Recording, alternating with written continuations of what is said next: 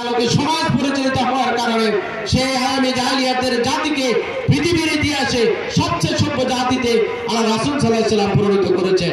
সেই কোরআন আমাদের মাঝে এখন আছে, রাসূল আর আসবে না, কিন্তু কোরআন আমাদের মাঝে আছে।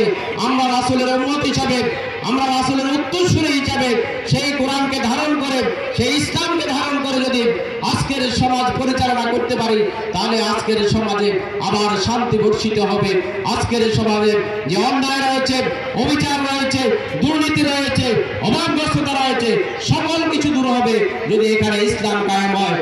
তাই জন্য আমি ভাইদেরকে আহ্বান করবো, আসুন আগামীর বাংলাদেশ গঠন করার যে সুযোগ আমরা পেয়েছি, আমরা সকলে মিলে সিদ্ধান্ত নিব আগামীর বাংলাদেশ হবে ইসলামের বাংলাদেশ।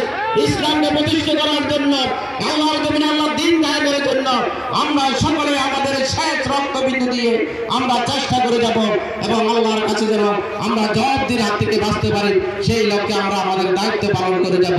পরিশেষে আমি ভাইদেরকে আহ্বান করবো, আসুন সকল ষড়যন্ত্রের মোকাবেলায়, সকল অপতৎপরতার বিরুদ্ধে এই 14 গ্রামের কে আমরা শান্তিপূর্ণ 14 গ্রাম হিসেবে উপহার দিই। বিগত 15 বছরে 14 গ্রামে একটি সন্ত্রাসের নগরী ছিল। আমাদের ভাইদেরকে এখানে হত্যা করা হয়েছে, আমাদের ভাইদেরকে এখানে পঙ্গু করা হয়েছে, আমাদের ভাইদেরকে জেল জুলুম নির্যাতন করে বাড়ি ছাড়া করা হয়েছে। আমাদের ভাইদেরকে তার আদর্শ দেখে এক চুল পরিমাণ বিচ্ছেদ করতে পারে নাই। আমরা দুনিয়ার কোন শক্তিকে পরোয়া করি না, আমরা এক আল্লাহকে ছাড়া দুনিয়ার কোন শক্তির কাছে মাথা নত করতে আমরা শিখি নাই।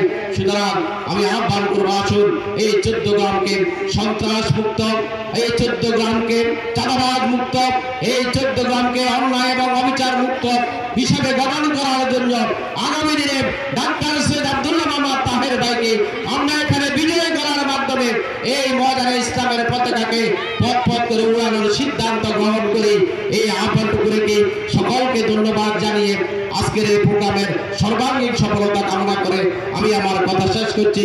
আল্লাহ হাফেজ। বাংলাদেশ জিন্দাবাদ, বাংলাদেশ জামাত ইসলামী জিন্দাবাদ। আসসালামু আলাইকুম ওয়া রাহমাতুল্লাহি ওয়া বারাকাতুহু।